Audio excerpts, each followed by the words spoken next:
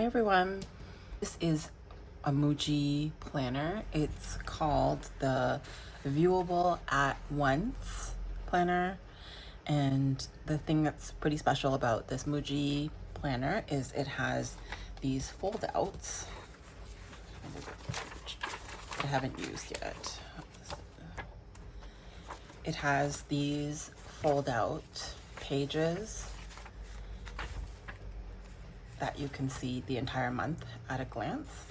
So actually, I should do this way. So for December, you have this month in this like block format, and then the next part of it is a list format. I have shown this on my YouTube channel pretty much around last year this time, so I'll have it linked up here. But this is a newer style of planner that they brought in to kind of complete their planner lineup. In MUJI, they usually come out with new planners in two formats. So the first one is what you'll see, the January to December option, and then they also have one that's more academic year, so from I think August to July. The thing that really keeps me coming back to using MUJI planners is, number one, I'm in Asia, so MUJI stores are very accessible to me, and the paper is actually really good. So you can see this page isn't maybe the best representation because I have used really heavy swatch. I just used a glass dip pen and swatched out Ferris wheel press inks. So that's not the best representation, but some examples of it not going through is when I used, I think I used a brush for these, but it hardly ghosted at all. So really, MUJI paper for the price is quite impressive in my opinion. This year for 2025, I went with smaller planners. Kind of for the beginning of the year, I used this Midori Hibino. I did a lot in here and it's super fluffy. Right now, I'm still using up the pages for the rest of, well, however long it lasts for, with different writing challenges and hand lettering challenges. I'll have this video also linked up above. And for the second part of the year, I purchased this on super sale. I think it was like 60% off. My situation my track record of keeping my books very nice and pristine is not good. But here I was only using it starting in August, and it's just kind of random scribbles, what I did during the day. Just, I don't know, nothing to be aesthetically pleasing, but I thought it would be so, I was really missing having weeklies. So just ignore the top part, but at the beginning of this book, because I wasn't going to use the beginning pages, I just draw out a weekly and then try to coordinate with the dailies. Just kind of writing more of an overview and try to forward plan in this, while the dailies are more of what happened in the day or just other notes. I'm hopeful that when I use the Hobonichi cousin, the A5 version, because it's separated out monthly, weekly, dailies, I'll have a better handle on what kind of information that gets put into that book, rather than repeating everything multiple times. This video is mostly going to be about how I use this MUJI planner. I wasn't using it for daily planning. The way it looks is, other than the monthly fold outs that you get, You also have 2 days. That's my cat. Sorry. That you also have 2 days per page. So it's kind of more of a horizontal. This is more of a horizontal layout. I found it a little bit difficult to use. Found it more difficult to use. So I started to ignore the dates, or even I tried to cover them up. And I thought it would be kind of nice to use it more as like a to use it as a notebook. I think is what they call it, commonplace book.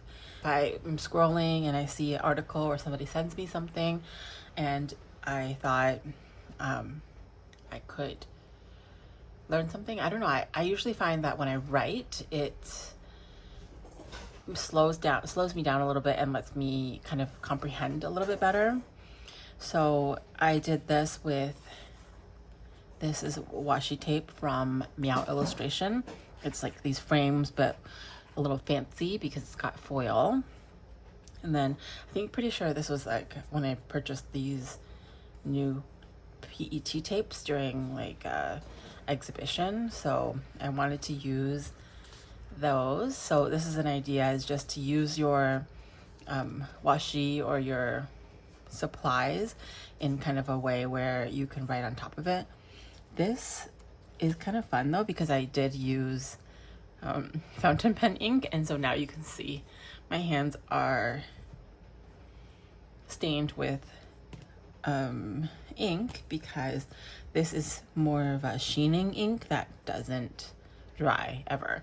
And also I used washi tape material, so it's definitely still not dry and probably will never dry. So that's something to be careful of. Here's another spread using, I think this is Lloyd Design, and then these ones, the little flowers and the cutesy little animals, those are still Meow Illustration. But this was a new tape from Lloyd Design. Actually did a small giveaway with this washi tape on my Instagram.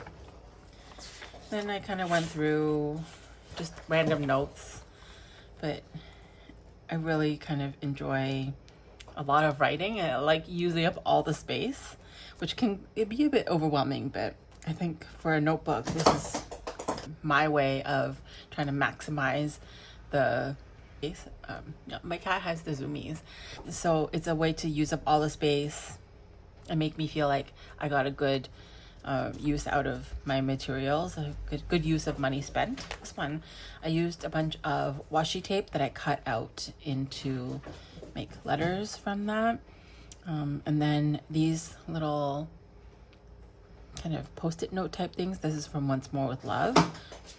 I was really obsessed with this washi. It was out of stock, like it's out of stock all the time. But when she restocked and did a pre-sale, I bought a bunch. And so that was another really full spread. These are stickers that I got in a roll. Got that off of Shopee. But it's good for trying to cover up any sort of bleed through as well.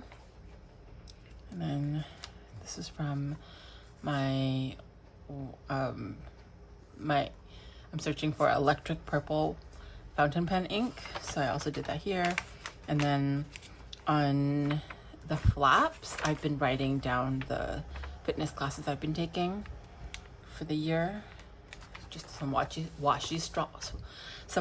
swatches from Simply Gilded. This one with the mountains is Paper Geek Co. This one also. I have a lot of washi and I really like it. And so you can totally tell that there's very little bleed through, even though I did a pretty heavy swatch of this. This is Ferris Wheel Press ink, lead cast letters, and Wayfinder's State.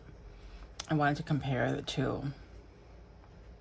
So they're similar grays, but like one's more cool tone, one's more warm toned. I did some drawing, some sketches for cats. I think my cat might have pica. and then different plants that I can keep. I can't keep plants alive, which is really difficult. I think it's probably my new apartment is very, very wet, so the humidity is difficult to deal with for certain plants. Like there's a lot of root rot and stuff. Here is my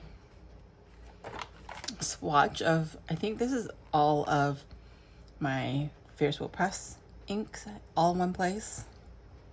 I have some new ones. I should just add them in here now.